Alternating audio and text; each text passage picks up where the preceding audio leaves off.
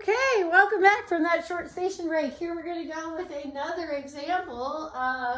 So really, what's the best thing for you to do right now? The best thing for you to do is just hit pause and try to run this whole through thing by yourself and see how you do. And we're just going to dive in right now.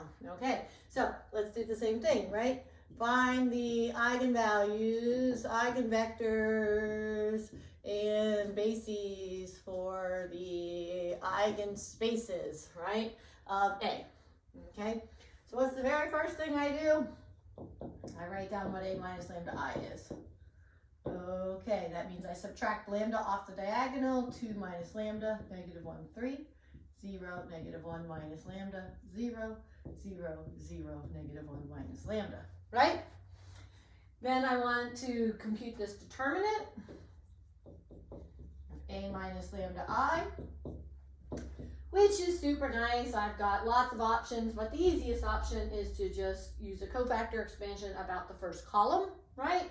Cofactor expansion about the first column. This guy is plus, right, in our plus minus checkerboard. And so I have my coefficient 2 minus lambda with a plus, and then I get rid of this column, this row, and I'm left with just the simple determinant of minus 1 minus lambda 0, 0 minus 1 minus lambda, which is not so bad. In fact, that was just a nice little diagonal matrix there, so we didn't even need to write that. We could have even just immediately said, hey, wait a minute, that's just the product of those two little diagonals. In fact, right, we knew that without, the whole thing is a diagonal matrix, right? And so we knew that the determinant is the product of or not a diagonal matrix, but an upper triangular matrix, right? The whole thing is upper triangular, and we've already shown that the determinant of upper triangular matrix is just the product of the diagonal elements, right? Yay, so there we are. Okay, so what does this say, right? So this is 2 minus lambda times 1 minus lambda quantity squared is equal to 0. That's what we got. So what do I know? I'm going to set back I equal to 0. 2 minus lambda is 0. So lambda is equal to 2. That is one of my eigenvalues, right? And then minus 1 minus lambda is equal to 0, right? So minus 1 is equal to lambda. Lambda equals negative 1 is another of my eigenvalues, right? Here, this is a double root. And lambda equal 2 is a single root. So this matrix has two eigenvalues, lambda equals negative 1 and lambda equals 2, okay? So now let's find the eigenvectors for lambda equals negative 1, okay? Let's work with this double root and see what happens, okay? Our last example in the last video had a double root and we only got one basis vector. Okay, so here we go. What do we do, right? Lambda equals negative 1. We're plugging that in right here, right? And so my matrix A minus lambda I, right, becomes, for lambda equals negative 1, got to be careful, right? 2 minus a minus 1, 2 plus 1 is 3, negative 1, 3, right? 0 minus 1 minus a minus 1, right? That's going to give me a 0, right? Minus 1 minus a minus 1, yeah? Okay. 0, and then what? 0, 0. Again, same thing, minus 1 plus 1, right? 0. Yes? Okay, well that was quick. All we did was plug in lambda equals negative 1, and we already have two rows of zeros, yeah? Remember, what are we solving? A minus lambda I x equals 0. We know why we're solving that. And we're basically at a spot where we don't really need to do anything else, just plugging it in. Remember, this was a system of equations. A is 3 by 3, right? So what did that mean about x, right? X is a 3 by 1, right? Column vector, x1, x2, x3, yeah? Oops, getting a little sloppy here with my x's. And it's a homogeneous system equal to 0, 0, 0. Yes? The bottom two rows are beautiful. They say 0 equals 0 and 0 equals 0, right? That's what each one of those two guys say. So the top row is the only row that gives us anything. We have, the top row says what? Good. 3 times x1 minus x2 plus 3x3 is equal to 0. It's just matrix multiplication, right? 3 times x1 minus 2 times x, minus 1 times x2 plus 3 times x3 is equal to that 0. Yeah? All right. So now what? One equation, 3 unknowns, right? So we're going to have one free variable, or one fixed variable, 2 free variables.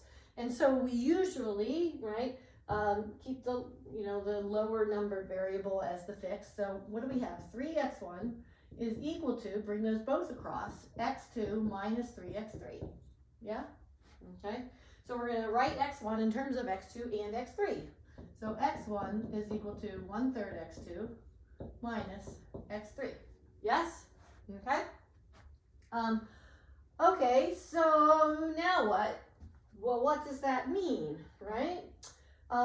That means our eigenvector x, which is this guy, right? Which has components x1, x2, x3, looks like what?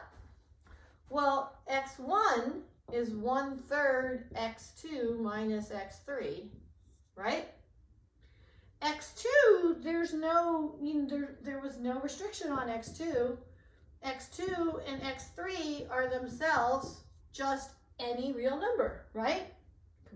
Completely arbitrary. They're both free variables. x1 is the only fixed variable.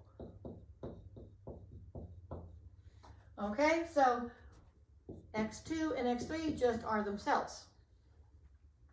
So what does this say? An eigenvector for the eigenvalue lambda equals -1, right? The action of this matrix times a vector is equal to -1 times that vector. For any vector that just has any old elements in its second and third spot, the first spot just has to be 1/3 the second spot minus 1 times the third spot, right? So it doesn't matter what's in the second and third spot. All right. What does that mean then, right? If we're thinking about trying to come up, so these are the eigenvectors associated with, this is the eigenvectors. There's infinitely many of them there, right? Because x2 and x3 are any real numbers. Eigenvectors for lambda equals -1. But think about what we've done before when we've talked about solving our systems and things. We had, if we're going to write this as a linear combination of 2 vectors, right? x2 is a real number, right? Real number times vector 1 plus real number times vector 2, right? A linear combination. What should those vectors be? Well, in my first spot, right, you've got it, right, a 1/3, yeah? Times x2. In this spot, I've got a 1 times x2. And down here, how many x2s do I have? Good, none, okay? Plus, I'm like undoing, right, just the addition and scalar multiplication of vectors, right? That's what I'm doing here. I'm undoing that. Yeah, you can always double check yourself and make sure that if you multiply that by the scalar and then added what you have over here, that you end up with this, yeah? Okay, so what about x3? What goes in here? Good, -1, right? 0, there's no x3s in there, and then down here 1. Yes? Awesome. So what did we just discover? What we discovered here, then, let me just erase this part now.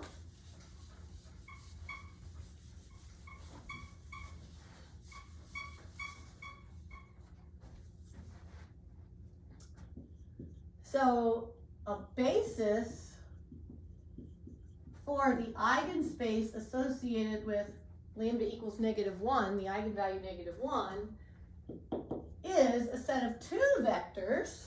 Now, 1/3, 1, 0,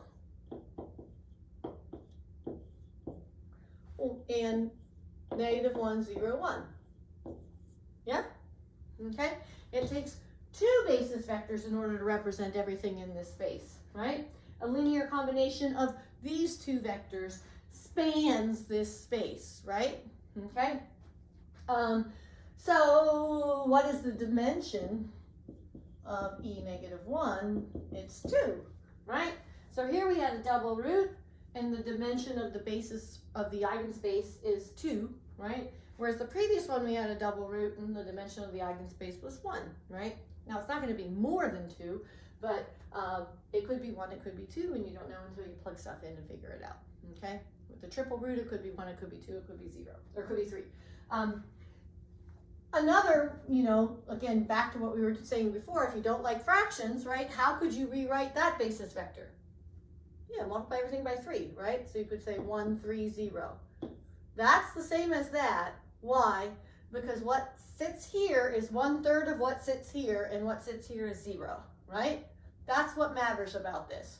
Or you can think of it this way. What sits here is 3 times what sits here, and what is here is 0. What sits here is 3 times what is here, and what sits there is 0. It's the exact same idea, yeah? Because it's a basis, you're going to multiply it by a scalar. So it doesn't matter, we can multiply them by scalars here to make them look nicer. You know, if we don't want it to start with a -1 up there, and I want it to start with a 1, then what's the rest of it? Good, 0, -1. Yeah? Okay, does that make sense? Okay. And I will let you do the eigenspace for the eigenvalue 2 by yourself, and 1, 0, 0 is basis for that. See if you can show that for yourself. Okay? Pretty sure that's right. I should probably double check it before I tell you that and sign off. Or well, not signing off just yet. Okay, good. Good, good, good. All right, we're good. Yes, that's true. So I'll let you do that one. All right, you ready? Here we go. We're going to do some more. Okay, this is where we started. Now we're going to do another problem. I'm going to keep those guys over there.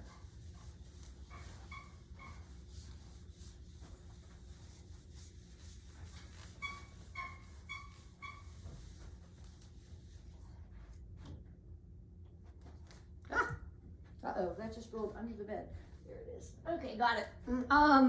Let's do another one.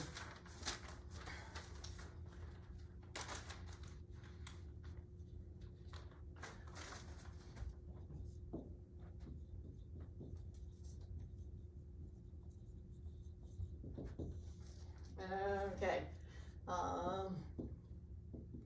A is 3, -2, 4, -1. Okay? Same ideas, right? Find eigenvalues, eigenvectors. Okay, so let's do A minus lambda I. We should be getting good at this now. A minus lambda I, 3 minus lambda, -2, 4, minus 1 minus lambda. Yes? Beautiful. Now what? Eigenvalues, determine the eigenvalues, determinant of A minus lambda I equals 0, right? Okay, so to determine, can't say DET as an abbreviation for determine because that's determinant, right? To determine evals, eigenvalues, right? Okay, so what is A minus lambda I? 3 minus, what is the determinant? 3 minus lambda times minus 1 minus lambda minus A plus 8, right? Yeah? Minus 8. Do these carefully, right? Wrong characteristic polynomial, gonna blow the whole thing. Everything's gonna be a mess. Nothing's gonna work right, okay? All right, what do I do to solve this? Good. FOIL it out, right? Yay. Minus lambda times minus lambda is lambda squared. What do I have? Minus 3 lambda plus 1 lambda, right? Minus 3 lambda plus 1 lambda is minus 2 lambda. Yeah? Okay? All right, then minus 1 times 3 minus 3 plus 8 equals 0. Yes? So what do I have? Lambda squared minus 2 lambda plus 5 is 0. Just make sure I just did that right. Yes, good. Woo. Okay. All right. Does that factor? 5 and 1? No. Okay. All right. So what do? Quadratic formula. Lambda is minus b. What is b? -2. So minus b is 2. Plus and minus the square root of b squared, which is 4, right? B squared minus 4ac. So 4 times a times c, 4 times 5, right? Or 1. So we'll just leave it like that. Okay. All over 2a. Yeah? Okay, well, what is that? That's 2 plus or minus the square root. 4 times 5 is 20, right? 4 minus 20 is minus 16. Yes. These numbers are bigger. You could have factored out the 4 here, but we'll just leave it as this. Okay, we're good there. Okay, and so now what? 2 divided by 2 is 1, right? 1 plus or minus, what is the square root of negative 16, right? It's 4i, and then that divided by 2 as well, don't forget. Right, so what are we left with? 1 plus or minus 2i. Complex conjugate roots, yeah? Those are your eigenvalues. Ah, right? It's not so bad. It's not so bad, not so bad. Okay, so let's see what happens here.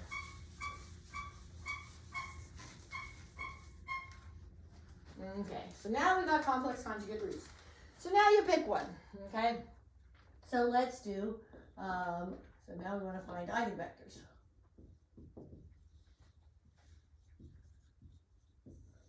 Okay, so let's do lambda equals 1 plus 2i.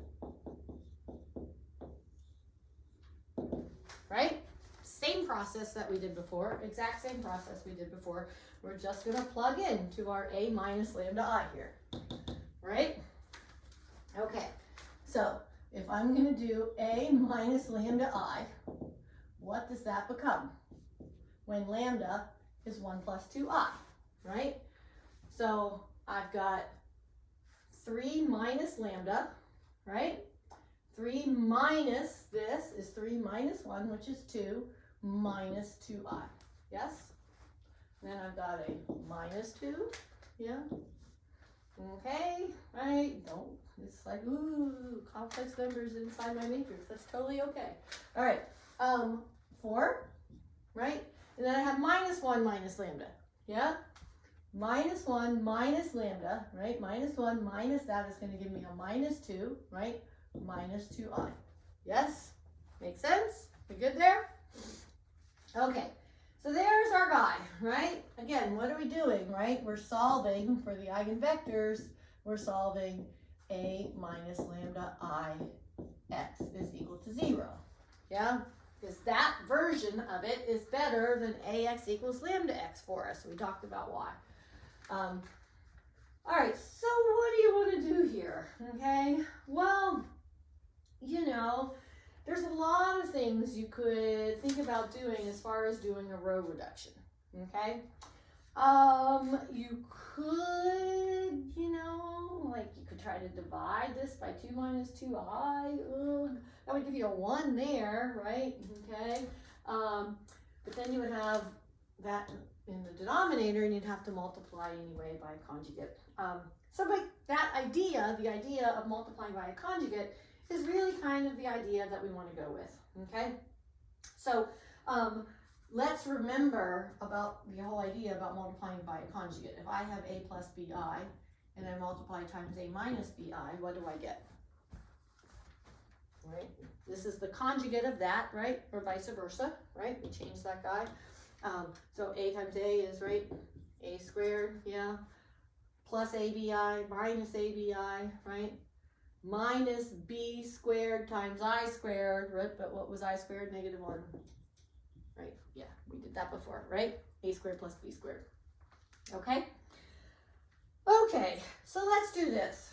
Let's do, instead, let's do 2 plus 2i, which is the conjugate, right, of that guy, 2 plus, just to get a 1 there, right, a 2 plus 2i times our row 1 becomes our new row 1, right? We're scaling row 1.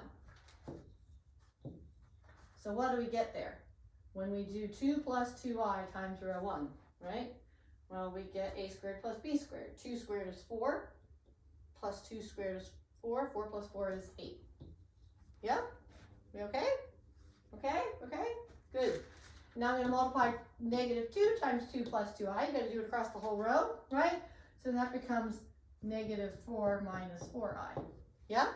Everybody with me here? Negative 4 minus 4i. Okay, well now what was row 2? Row 2 was 4 minus 2 minus 2i. Oh, this is looking good now, right? Looking good now, because what am I going to do? I'm going to do another row reduction. I'm going to zero that out. What do I need to do, right? It's just, I'm going to do 1/2, I'm going to replace row 2 with itself plus 1/2 of row 1, right? Minus 1/2 of row 1, yeah?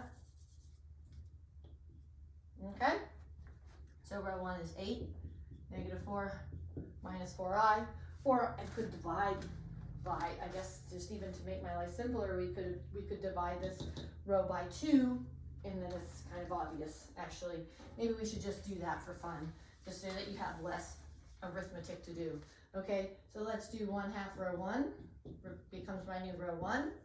If I do that, I've got 4. Now, why wouldn't I do 1/4 row 1? Well, you see why, right? 1/2 row 1 becomes my new row 1, then I have 4, and then I've got -2 minus 2i, yeah? And then I've got 4 minus 2 minus 2i, yeah? And so therefore, what happens with my bottom row, so that whole idea of multiplying by the conjugate was our critical step, okay? And then recognizing what happened.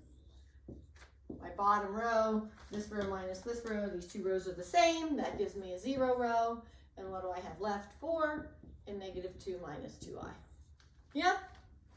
Okay, so don't worry too much right now. I'm gonna keep going. Now I can make that simpler if I want, right? Okay, so we can replace row 2 with divide it by 2 if you need to, right? You don't have to. 2 minus 1 minus I, yeah? Okay, just dividing it by 2. All right, we're here at this stage, and so what do we have, right? We're now at the place where we look at this, okay? A minus lambda I x is 0. What is x? x1, x2. Am I equal to 0, 0? Yeah? Okay, so what do? The bottom row, 0 times x1 plus 0 times x2 is this 0. So that just says 0 equals 0, the bottom row. Should be getting good at this now. What does the top row say? 2 times x1. Well, let's see. I can write that as -1 plus I, right? Minus I minus 1, right? So minus, just for less minuses floating around, right? -1 plus I, yeah. -1 plus I times x2 is equal to 0, yeah? And therefore, 2x1 is equal to 1 plus I x2, yeah? Or x1 is 1/2 times 1 plus I x2, yeah? Okay?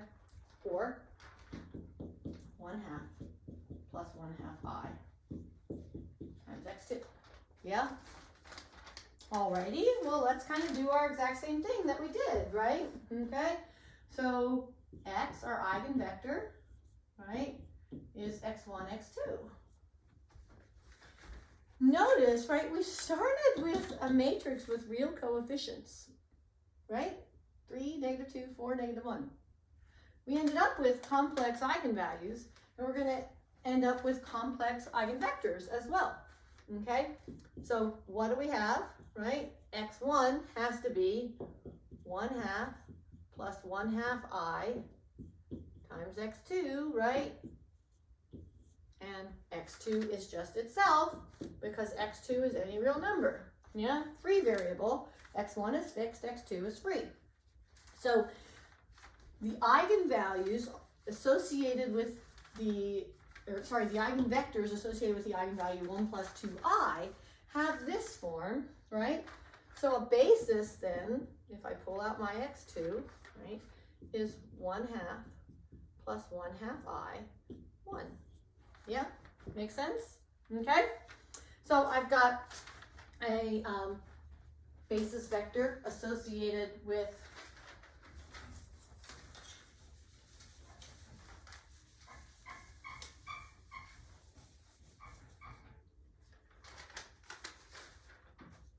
a basis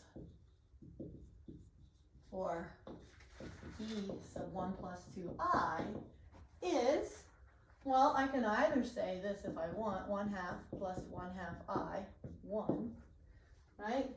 If I just don't want the fractions, right, then I could say 1 plus I, 2, right?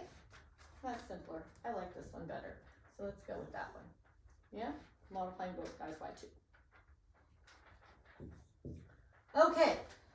So the dimension of this eigenspace is 1. It takes one eigenvector, but this time it's a complex eigenvector, to represent all possible things that live in that eigenspace, right? All eigenvectors are a scalar multiple, a real number, times that vector. So now it's just like, okay, well, gosh, we've got to do, you know, what about lambda equal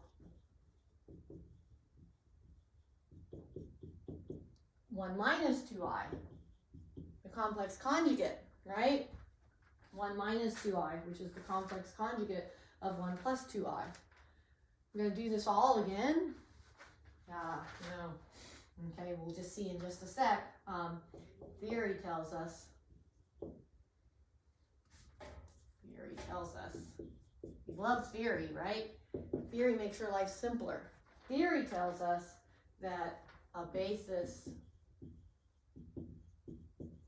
for the eigenspace associated with the complex conjugate E1 minus 2i, that eigenvalue, is just the complex conjugate of the the basis or the eigenvectors of the complex conjugate eigenvalue, right? So if we do what's the take-home message here? And we're going to prove this here in just a sec. When I have complex conjugate eigenvalues, I find the basis for the eigenvector, either one, right? Okay. And then for the complex conjugate guy, I don't have to repeat all that stuff. All I got to do is take the complex conjugate of this vector. And what does the complex conjugate of a vector mean? It just means the complex conjugate of each item in the vector. And 2 is a real number. 2 just has a 0 imaginary part, so the complex conjugate of 2 is still 2, but the complex conjugate of 1 plus I is 1 minus I. Good. There we have it. Well, we don't have it because we don't have the theory. That's what we're about to do. Yeah? We ready? So that guy is done.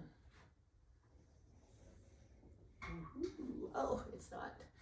I have to erase. Okay, you can give your mind a moment to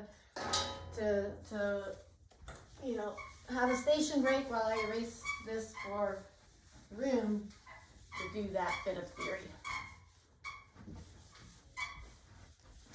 So kind of what I'm viewing, yeah, I'm not sure how long these videos are, but I'm giving you a little bit more time maybe than what we lost in me not being able to be in class on Wednesday. So also we didn't have office hours either, so I'm viewing I can make up for that time, plus give you a little bit more examples. So you're getting like more for your money here with the videos I'm going to post related to this material, right? That's exciting. You're happy about that, right? Super, super happy about that. Okay, let's do a theorem. Okay. Let's let A be a square matrix, right, n by n, of real numbers, right? That's what we were just talking about, right? We had real numbers, okay? And let's let lambda and lambda bar be a complex conjugate pair of eigenvalues.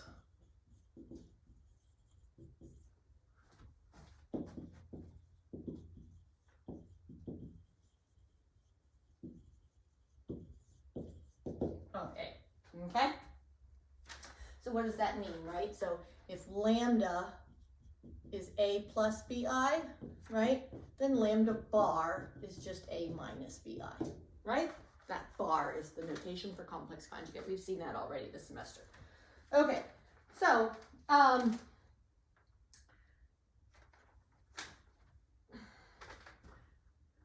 let's let x be the eigenvector, or an eigenvector, right? Because there's infinitely many. An eigenvector of A associated with lambda, okay? Not lambda bar, okay? Well, what does that mean? So we know AX equals lambda X, right? So we have those three equations, right? Asterisk, star, and smiley face, right? We use the smiley face one, the determinant one, to determine the eigenvalues. We use the star one to determine the eigenvectors in an actual problem. But remember, they all stemmed from this original idea of what it means to be an eigenvalue-eigenvector pair, okay? All right, so we know this is true. This is equal to this. So if I take the complex conjugate of both sides, that has to be true. If two things are equal, then their complex conjugates are equal, right? Okay? But they're products, yeah? Okay? They're products. So what is the truth about a product of a complex conjugate, right? The conjugate of a product is the product of the conjugates. So that would be lambda bar times x bar, okay? What about over here? Same thing. This is a matrix times a vector, but the truth holds. The complex conjugate of A times the complex conjugate of X. Yeah? Okay. What were we trying to show? We were trying to show that what we just did in the last problem was legit, that the complex conjugate eigenvalue for A, right, has the complex conjugate eigenvector, right, of the original guy lambda for A, but we're super close, but we're not quite there. What's the problem, right? This, right? This would say that this is an eigenvalue-eigenvector pair for the complex conjugate of A. Well, what is the complex conjugate of A? You take the conjugate of everything in it. But what's in it? Real numbers. So since there's nothing in it but real numbers, what is the complex conjugate of A? Just A. And so there is the theory, right there. That says, therefore, right, lambda bar is an eigenvalue of A with corresponding eigenvector x bar. What was x bar? What was x? X was the eigenvector associated with the eigenvalue lambda, right? So complex conjugate pairs, eigenvalue pairs also generate complex conjugate eigenvector pairs, and that is awesome, okay? I think I'm going to stop this video here, but when we come back, we are going to do a bunch more of these beautiful, simple, nice couple line proofs that give us awesome theory about eigenvalues and eigenvectors. See you soon.